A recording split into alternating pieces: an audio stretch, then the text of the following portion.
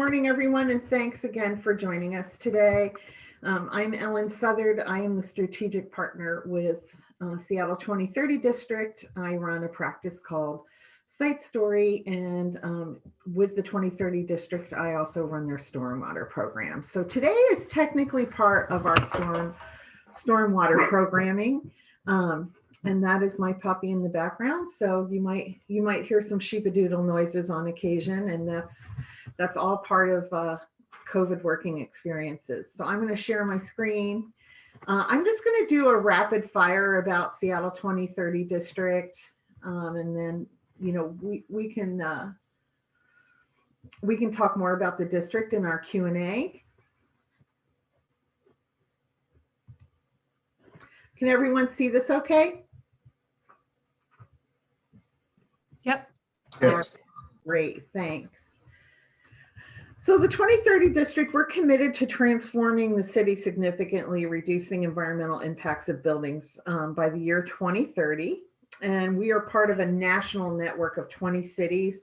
We're really focused on transformative change where we live and work and battling climate change in the Pacific Northwest.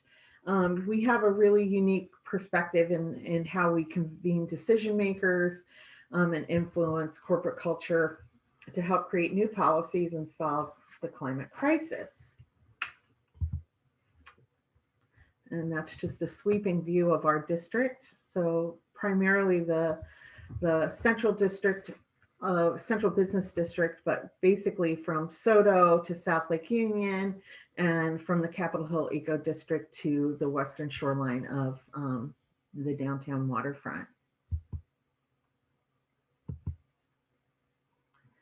We do a lot of work with businesses and leveraging financial resources, and we're really looking collectively at the district from a performance perspective. I think I'm going to shift over here. And so, our goals are district-wide and again, sharing resources. So the bottom line of collaboration is based on synergy. And the work that we're doing at the 2030 District in terms of existing buildings, these are loading up slowly, I apologize. But the goal of the 2030 District is to reduce our impacts on energy, water, and transportation emissions by the year 2030 by 50%. And that's where existing buildings are concerned. For new buildings and for renovations, we've set slightly higher goals with the current goal of 80% reduction in energy. And that's about 25% higher than the current energy code.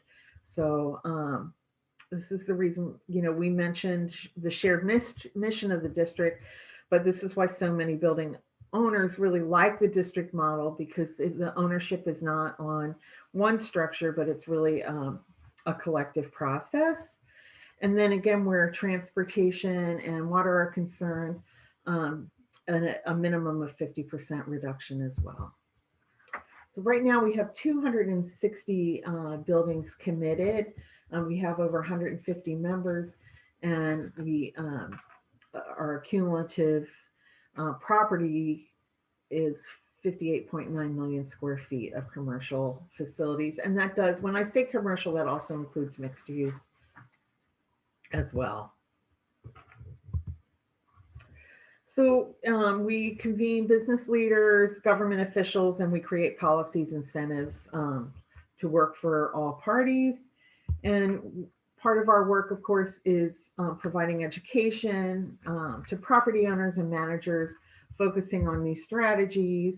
We advocate for policies and incentives. We do a lot of work with government, and we also have governments that are members of our program, like the Port of Seattle and the City of Seattle, as well as King County.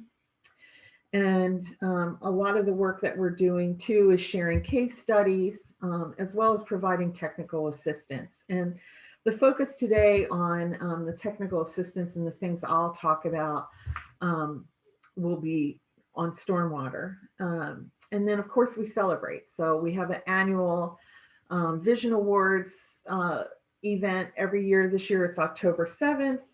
but it's a great way to highlight all the good work in the district and also really reward stewardship of our property owners. And then, yes, here we are, 2021. We've got 8 years and 8 months, and it's critical in terms of human survival and the survival of all species. And so, again, our ultimate goal is to reduce these carbon impacts and ensure that there's quality of life on the planet, and healthy water, healthy air, and healthy people. So just want to thank our multitude of sponsors and our members that support us throughout the year. And we want to encourage folks, if you're not a member, to please do join. And then our 2030 district grant funders. We really couldn't do this work without Boeing, Bullitt, and King County. And so we're very grateful for their support. And today's event is funded by King County Waterworks. So just a couple things I mentioned today as part of our stormwater series. And part of the technical assistance we do provide is, again, sharing resources. And we want to encourage folks, if you'd like to know more about your water use and assessments and good strategies, we do encourage you to be involved with the Seattle Public Utilities tool. It's free to business owners, or excuse me, to building owners and operators. So again, this is a great tool that can be used for understanding what your water impacts are, but also how to save operational funds and reduce your impacts. And then just want to mention our annual report, and Ann will pop a link to this in the chat room. But there's some great ideas in the report, some great case studies. And again, this particular stormwater feature was a fountain that is now a very large bioswale. Another tool that we have in regards to water and water quality is our rainwater harvesting report that was funded by Boeing, Harnessing the Rain for Building Performance. It's available online.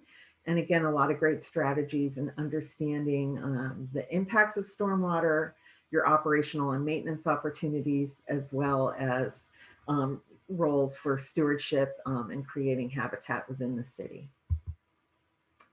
And then, you know, in how we look at the stormwater challenge, it's hard to imagine these thousands of pounds of pollutant runoff in Seattle on a daily basis.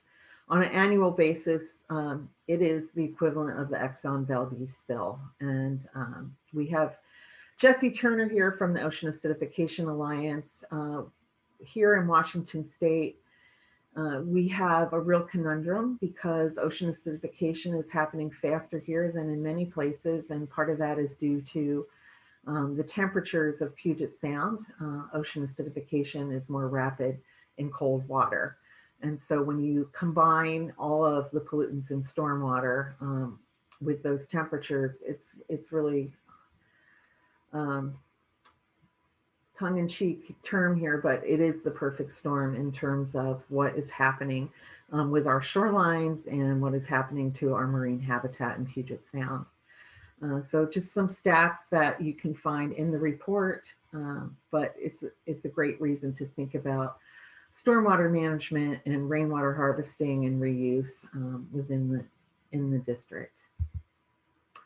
And then just want to mention another tool that we have online is with Earth Economics, and it's a water reuse calculator. We're happy to help you use that calculator. If you ever need help, give me a call. And I would say also, you know, we are looking for folks to share their statistics on their water reuse calculator and what the outcomes are of the tool. But it is anonymous, and we do not track who's actually using it. So anyhow, if you'd like to know further information about that, again, you can contact me at the Seattle 2030 District. Just a screenshot of the tool and some of the data you might input, and it's really based on your either your benchmarks as a new project or your existing water use for existing buildings. And then we've got a really exciting new project with RIA 8. That's the watershed area from Belltown north to South Lake Union. And what we're doing is we're looking at projects such as these two projects, these two buildings, um, where you may not have space in your sidewalk for rain gardens, and you may not have the structural load in an unreinforced masonry building to be able to put on a green roof or to add a cistern. In the case of the building where Patagonia is located, they also have a very low, small garage door for their underground parking, and you can't get a cistern into the space. And so there are a lot of property owners that want to help meet the stormwater goals of the 2030 district and reduce their impacts. And they can do that by paying into a fund. And with that fund, we are working upstream with Mid-Sound Fisheries in the Bear Creek area, a very robust salmon bearing area, to help restore habitat there and to bring back water quality for spawning salmon. So it's a great way to be involved in the district's goals, whether you have the type of structure that can provide new strategies for stormwater management. And then I want to talk about our shorelines today. So this is the area of the district that has shorelines. Of course, the whole waterfront of Seattle downtown is part of our district, but the area we're looking at is from Pier 70 north to Smith Cove, and then the shorelines of South Lake Union. And our goals, let's see, I don't know if I'm covering up the goals with our people shots or not, but the goals of the project are to address climate resiliency, provide new green infrastructure, and protect existing infrastructure, provide habitat restoration, look at blue carbon projects on the Sound in partnership with the Port of Seattle, some new placemaking opportunities with that green infrastructure, and mitigating ocean acidification on our shorelines. So looking at Pier 70 to Smith Cove, we are providing outreach to a number of parties that are key landowners in this area.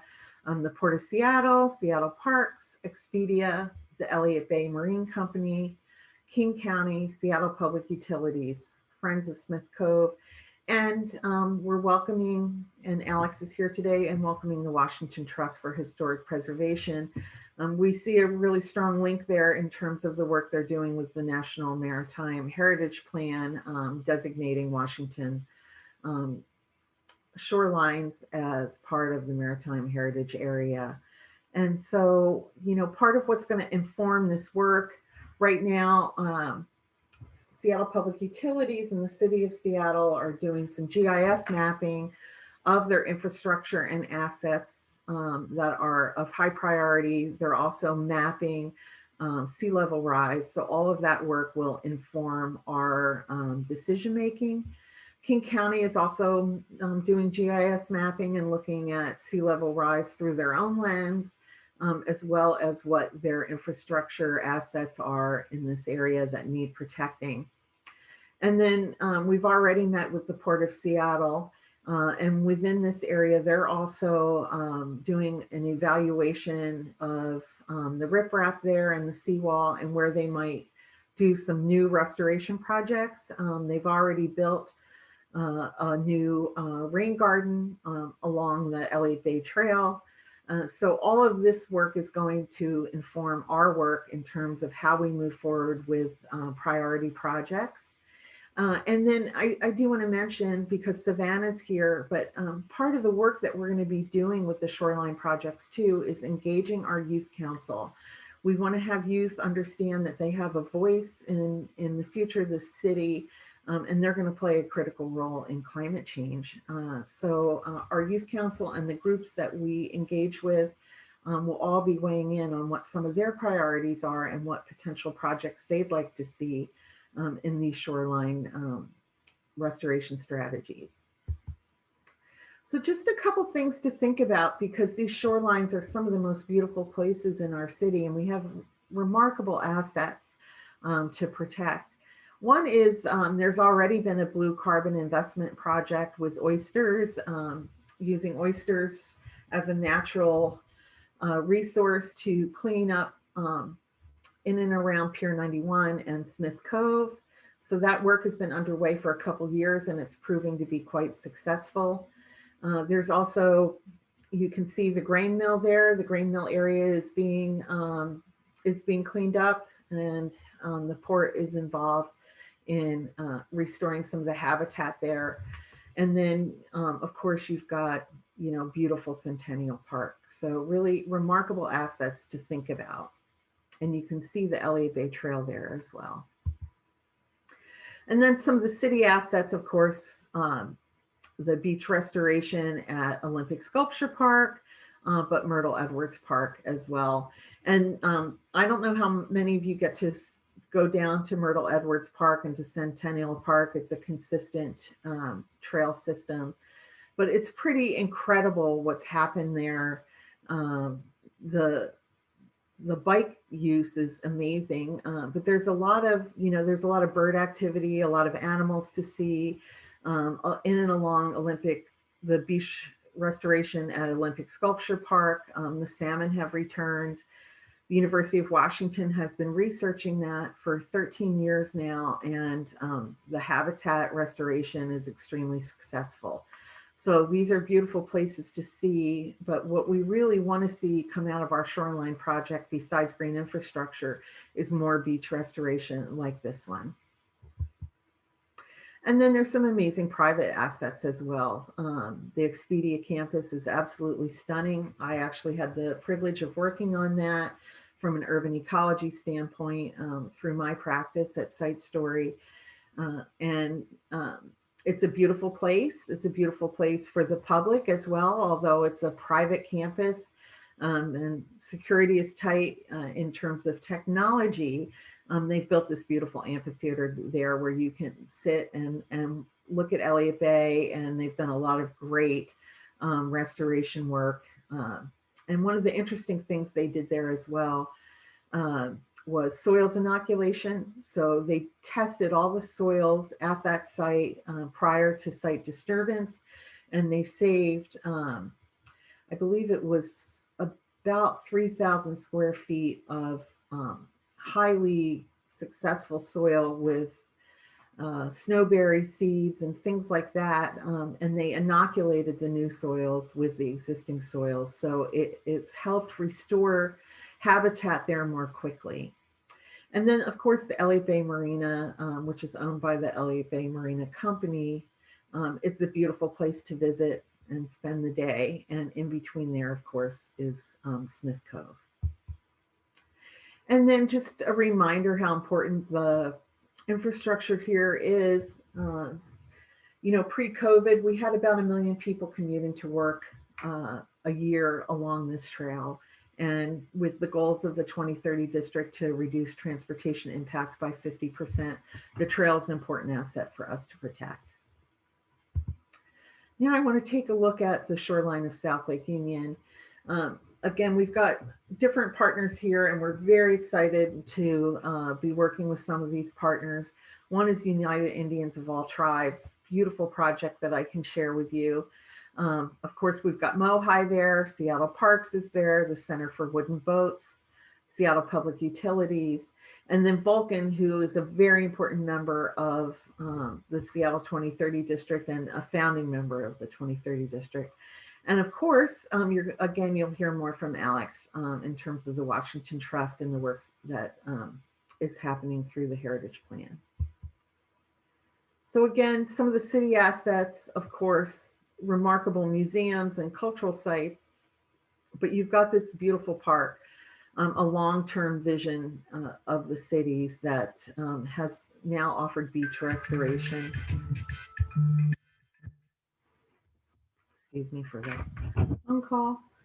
But this is an exquisite park. It took a long time to come to fruition, and it's an important asset to protect. And it is an asset that has seen a lot of challenges due to the natural conditions there. and historically in this neighborhood, things have sunk, and so the bridge was actually closed for a while and rebuilt with new pilings. But anyhow, things are stable again.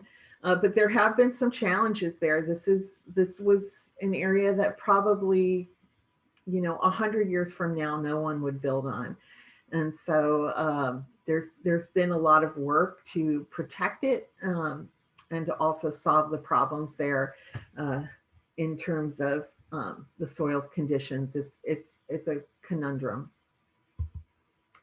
There's a lot of private assets that Vulcan owns that are open to the public, such as the Chandler's Cove and the marina. And then the cultural assets, which are pretty remarkable, the Center for Wooden Boats and Mohai. And something I learned from Alex that I did not know, but within our district, thanks to the Center for Wooden Boats, a number of these vessels are all national landmarks. And so this district actually has the highest number of historic landmarks in the country. So Alex can share more about that, but I love that tidbit.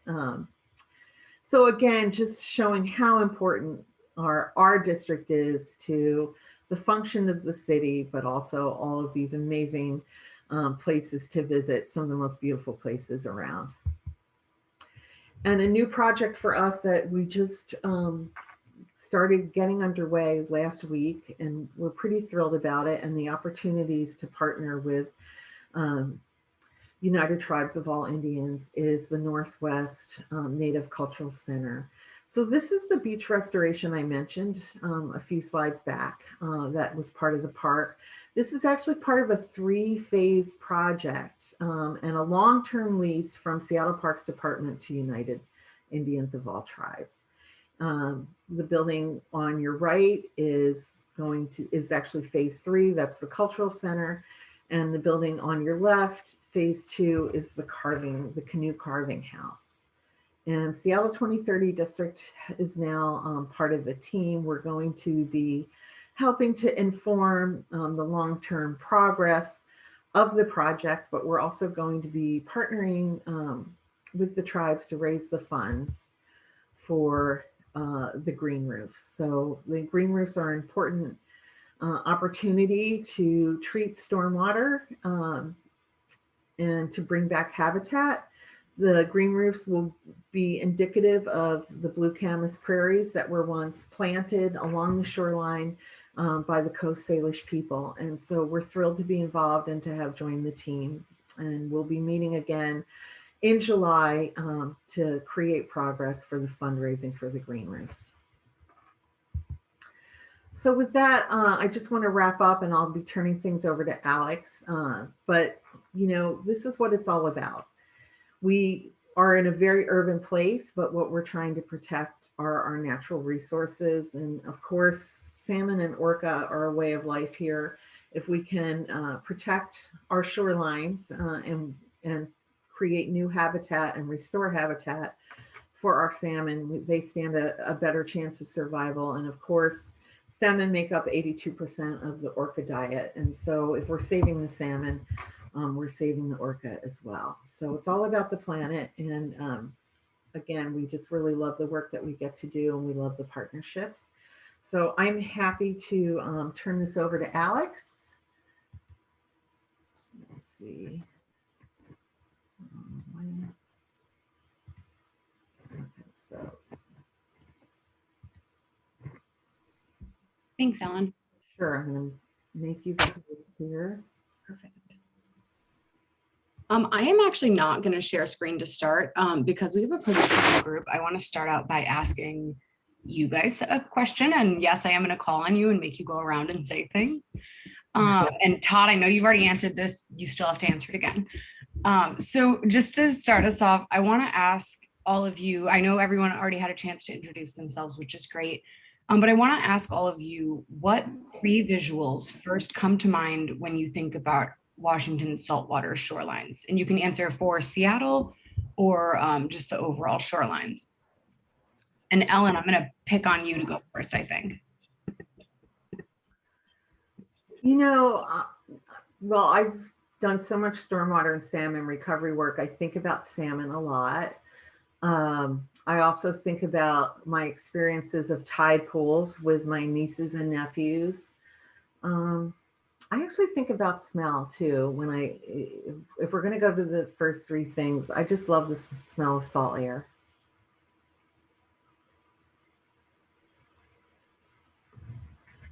Okay, those are great ones. Kayla, you want to go next?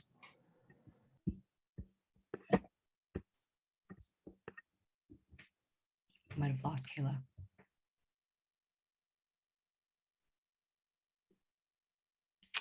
Jesse, how about you? What three visuals first come to mind when you think about our saltwater shorelines? Oh, sorry, I was double muted. Oh, okay, Kayla, you're up. Jesse, you're on deck. So for me, I guess I think about just the like walking the beaches, like the sand. I think about like the big logs and the waves, like just that that atmosphere. Awesome. Yeah, that driftwood is Mm-hmm. nothing else in the world. Okay, Jesse. Mm-hmm. Well, I was just up in LaConner, right up near the Swinomish. Actually, it was on the Swinomish tribe's property just on Saturday and Sunday last week, and did a lot of beach walking. And I have to say, I'm from Nevada. I'm from the desert. And so when I moved up to Washington State for school for University of Washington, it was just, I mean, it's a whole new universe. It's a whole new ecosystem, of course. And you take it for granted. I live down here in Olympia, at the very bottom, obviously, Puget Sound on Bud Inlet, and walking around the LaConner area over the weekend when it was nice out, it just, my heart was singing. And, you know, really, I think the things that I think about are kelp specifically, shellfish, and culture, really. And just I was so vibing in the culture of the Pacific Northwest over the weekend, and that it is such a special and unique thing. But walking past all that driftwood and driftwood constructions and things like that, it just felt so, you know, picking up oyster shells and pocketing them along the way just felt awesome. Sounds like you had a very nice weekend. That's I did. Thanks, Jesse. Savannah, how about you? Like Ellen, I think of tide pooling first. It's an activity I really love to do. I'm just observing the creatures and their natural habitat. But I also think of the trash on the beaches, and I was at this past weekend and saw a washed up humpback whale, also an octopus, and so I can't help but think sometimes, what are we doing to the ocean, and like how much of this death and decay of some of our oceans is our fault and what is natural. Yeah, I think that is, you know, it's obviously our shorelines are really beautiful and wonderful, but it's so hard to see those visual reminders of what we're doing to it and not be affected by that. Thanks, Savannah. Todd. So I actually, I lived in Astoria for quite a while, and my first visual of maritime along the shoreline of Washington was looking north to the lower Columbia estuary and seeing all of the pilings left over from the canning industry of the 1880s and 90s. And so it's the industrial remnants, the industrial archaeology that's left in many of our cities, whether it's the mosquito fleet or whether it's canning and fishing industries. So that's the first visual that comes to mind for me. The second one is actually, you know, just periodic headlands, oftentimes where maybe there's a lighthouse that are real landmarks for people who are kayaking or hiking or anything like that, and that afford people an opportunity to take a broader look at the coastline. And then the third thing, I used to work in Pioneer Square, and it was always nice after a couple of hot summer days when the marine layer started to move in. And I'd get to Pioneer Square. I live in Eastlake, but I'd get to Pioneer Square and you could see that low cloud, that fog, that cool air moving in, and it was very calming for me. And this, it's not just a visual, it was the smell, it was the feel, it was the look. So that marine layer moving in is a reinforcing item for me all the time. Definitely. And then apologies if I am not pronouncing your name correctly, but Marin? It's Marin, but no problem. I actually worked on Orcas Island my first summer out of school, and then moved to Ballard and ended up in an apartment that was just up above Golden Gardens. So walking down the bluffs, the railroad, the extreme low tides, and the eelgrass that was revealed as that beach just expanded out. And then this, I mean, I know it's not a visual, but the smell, I just cannot get away from the marine. Once I smell that, that feeling of that Todd just spoke about, of just feeling calm, it just, yeah, it just takes over. But the shoreline is just absolutely magical here. But when I was doing my master's thesis, learning about the railroads and the cutting off of the sands from the bluff sloughing, and cutting off the beaches from the sand that they would have never normally had access to. Anyway, just learning about the complications over time, and what are we doing to our shorelines and our waterways is definitely one of those big questions. And how do we take where we are today and move forward to better quality and habitat? Absolutely. Thank you. I think it's really telling that I've asked this question to over 200 people at this point. And I think it's so telling that it's really hard for people to stick to visuals. We always end up talking about smell, we talk about feel, we talk about how the shorelines make us feel. And I think that really speaks to the ways in which it's just a really sensory experience to be by the shoreline, whether that's in a city or outside of a city. So I was taking some notes on what you guys said, so I'm just going to share real quick kind of our visual cloud of big words that we were talking about here. So obviously smell was a big one, driftwood, tide pools. I think it's really cool that people said such different things. Often you'll get people talking about the same things, but it sounds like we all value some pretty different things along our shorelines, which is awesome.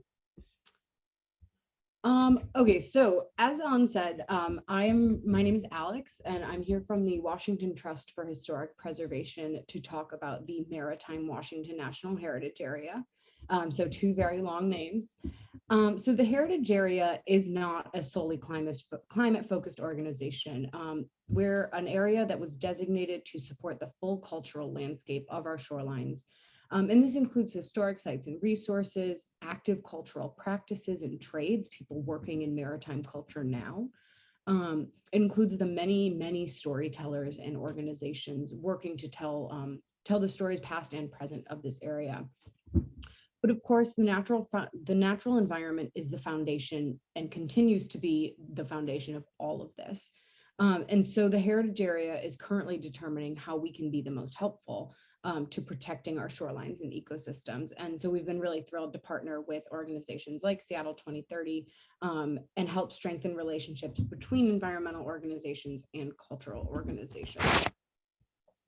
So with that, I'm just going to dive into a really quick intro presentation about kind of what is a heritage area, what we're here to do, what we've done to date, and then hopefully leave a few minutes at the end for questions. I've got too many screens up here. Let me try this again. It always does feel kind of silly to share screen with this few people, but I find that visuals help. Okay. So what is a national heritage area? National heritage areas are designated by Congress. As I noted, they're landscapes of natural importance and national importance. So that's where natural, cultural, historic, all these different resources come together to form a really unique identity and a unique experience like the ones we just talked about. National heritage areas are supported by the National Park Service, but they're not park units. The government is not taking anyone's land.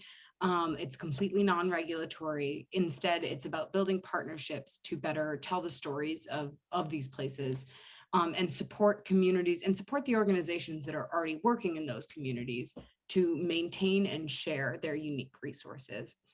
And they are partnership programs with the Park Service, so they are facilitated by local entities rather than the Park Service itself. So there's 55 of these in the country already. As you'll see, a lot of them are kind of concentrated in the East. So we are one of the first 3 on the West Coast. We were all designated in 2019, which is pretty exciting. And here in Seattle, we are actually a part of 2 different heritage areas, depending on where you are in the city, the Maritime Washington National Heritage Area and the Mountains to Sound Greenway. So exciting for us. So what kind of things do national heritage areas do? As you'll see on the screen here, they do a lot of different things. The key is that this program is very flexible, and the different national heritage areas can be responsive to locally identified needs. Some might focus more on historic preservation, others on economic development, some on environmental conservation, others on tourism and education, recreation and research. They're really all over the map.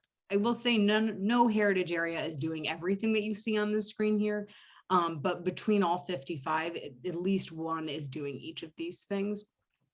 Some super common activities that heritage areas do is they'll maybe create a website or an app for visitors or locals, often more aimed at locals, to better get to know their area and centralize information about what's going on. They might develop regional branding. They'll partner on rehabilitation projects, on interpretive projects. They'll run public education. So really all over the map. So what about our heritage area? The Maritime Washington National Heritage Area includes 3,000 miles of coastline from Grays Harbor County to the Canadian border, including Puget Sound. Now for us in Seattle, that does include Lake Union, but it does not include Lake Washington. The only answer I've ever been able to get about why that is the case is because Lake Washington isn't salty enough. So take that as you will. But this heritage area was designated by Congress in 2019. There was an effort to have it designated for over at least 10 years before that. I think realistically more like 30 years before that. So pretty exciting that we received that designation. And of course that 3,000 miles includes a number of jurisdictions and organizations. So 18 federally recognized tribes, 13 counties, 32 cities, 30 port districts, and not to mention the innumerable other organizations and industries and trades working to sustain maritime culture in our state. So lots of potential partners there. And I always do like to tout that we are the first and only NHA in the country that's focused entirely on maritime heritage. So there's a lot, as you saw, there's 54 other heritage areas, but each of them focuses on something totally different. So some of the ones in the East are focused on Civil War history or Revolutionary history. Some are focused on industrial heritage, but we are the only one that is focused solely on maritime heritage. So that's pretty exciting for us. So right now we are in the process of creating a management plan, which is exactly what it sounds like. It's a roadmap for the heritage area. It lays out what the heritage area will look like, what will it do, how will it do it. Essentially, this is us trying to figure out how we can use this national program and these national support from the Park Service to be the most helpful for us. We need to figure out what's the best use of this program. So this management plan is required by Congress. We have 3 years to complete it. So I think we've got about 9 months left. I should probably start a counter somewhere on my computer. And we do submit it to the National Park Service and the Secretary of the Interior for her approval. Again, it is non-regulatory. So who's making this plan? Basically, anyone who cares about our coastlines and our shorelines is helping to drive this effort. So all of you, just by being here and telling me what you visualize about the shore, that is certainly helping us to figure things out. We at the Washington Trust are facilitating outreach and compiling the management plan, actually putting pen to paper. But we've also convened a steering committee from throughout the heritage area, a number of working groups to focus on specific elements, a tribal working group to focus on all elements, but especially the tribal collaboration framework. And then anchor organizations, which are partner organizations that are helping us get the word out about our public engagement activities. So planning activities to date, like I said, it's a 3-year planning period. We're about 2 years in. So to date, we have convened our steering committee and our working groups. So those are all underway. And we've hosted a series of public workshops and focus groups, including one for King and Snohomish counties I believe that one was in early May. We have a survey out that I will encourage you all to take in just a minute. And then we've been doing some online mapping as well, which I will also send you guys the link for. We've also conducted a lot of individual interviews, and I apologize. I'm realizing I copied this slide from a different presentation I gave, but we do have a number of anchor organizations in the Seattle area as well. So what have we learned so far? When we asked people what their favorite things to do along Washington's coastlines are, you can see here the most popular answers. I will say something that always strikes me is that people say that their favorite things to do along the coastline are to take in the views, to hang out, to just be in these areas and really soak them in, which I think speaks so highly to the identity of our shoreline that people aren't necessarily going to the shores to do these big active activities. It's a lot about just being there and absorbing the culture and the nature of these areas. When we asked folks about, what goals are most important to them for the shorelines, I think something that this group will definitely appreciate is that drawing connections between maritime heritage and healthy shorelines and marine waters is consistently one of the things that people identify as the most important goal for this region. I think especially we found this in King County, people really understand the connection between preserving our maritime culture and preserving our natural environments. So I think that's been a wonderful thing to see and find a need for. The first most popular answer is just supporting tribes and local organizations in sharing their maritime heritage.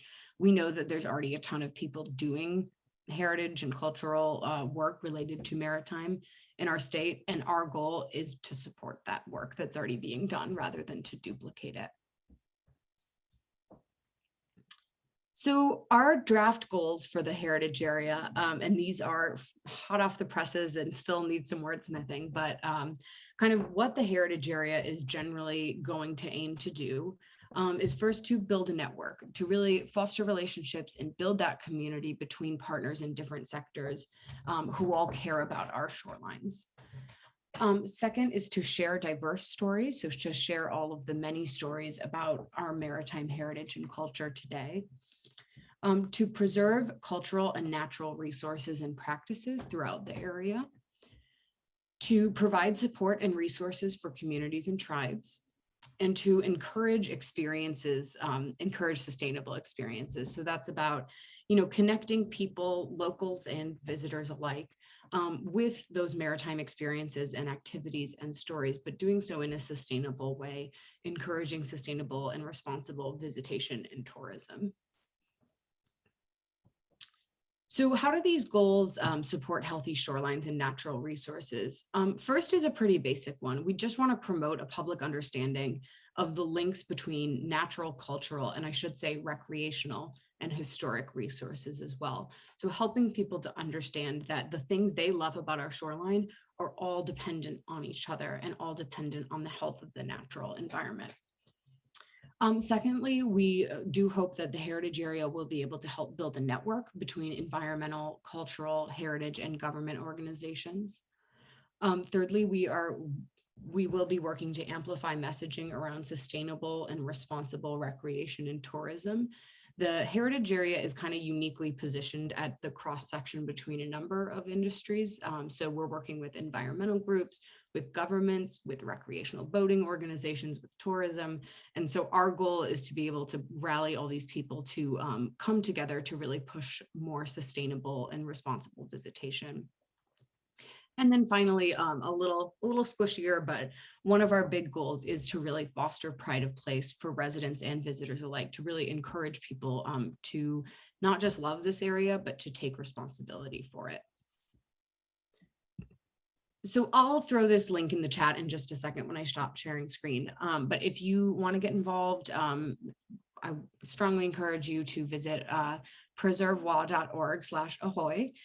To sign up for our email updates. You'll have a chance to review the draft management plan and provide comment on it later this fall. There's also a survey, which I got some of those stats from, that I would encourage everyone to take. And then a maritime mapper that we've put together, where folks can add, this is just a screenshot from it, but where folks can add sites that they care about along our shorelines. And kind of, this is not originally what we intended it to do, but it has quickly become a fun tool for you to explore what other people have added. I don't know if you guys are looking for fun activities to do this summer, but I know I am. I've already started building out my bucket list from this. And so especially in Seattle, you can zoom in and find all the different resources in South Lake Union, which are super cool. As Ellen said, we have, I think it's the highest concentration of National Historic Landmarks, not just at the Center for Wooden Boats, but also through this Northwest Seaport and the steamer Virginia 5. Lots of really, really cool resources there that I've lived here for a while now and I didn't even know about before this. So a fun tool, not only for you to tell us what you care about, but for you to explore some new places in Seattle and beyond as well.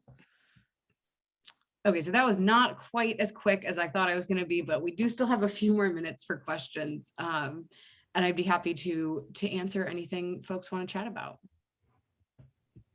Thanks so much, Alex. And, I apologize. I never got to introduce Alex formally, but Alex is with the Washington Trust for Historic Preservation. I think she probably has the coolest job in the state that I can't imagine being able to work on such an exciting project. And so really grateful that you were able to join us, and we're excited about the potential of our partnership with you moving forward. Thank you for having me. Yeah, absolutely. Does anyone have questions or want to share ideas with Alex?